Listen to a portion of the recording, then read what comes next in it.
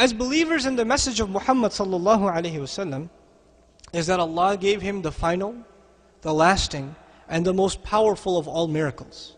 Which is what? The Quran.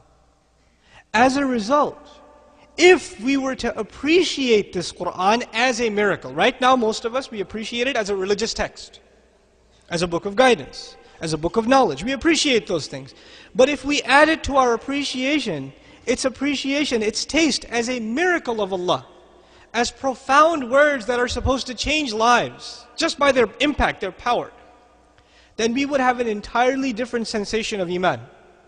The Iman before this and the Iman after this is two different things. You see, when the Sahaba heard Quran, they heard two things at the same time. They heard a reminder, advice, guidance, all of that. At the same time, they also experienced a miracle from Allah. When we hear Quran today, at the most, what do we hear? We hear the reminder. What's missing? The miracle. The other side. I want you to visualize that you lived, I don't know, thousands of years ago in some society. And when you lived in that society, you had a neighbor. And your neighbor knocked on your door one day and he says to you, an angel came to my house.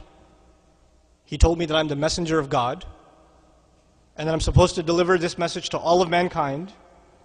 I've already delivered it to my family and they've rejected me. And since you're my neighbor, the right of the neighbor is that I tell you, and by the way, I'm a messenger of God and everything I say isn't actually my own words, they're words of who? Of God, of the divine, let's say Allah subhanahu wa ta'ala. Okay, they're words of Allah.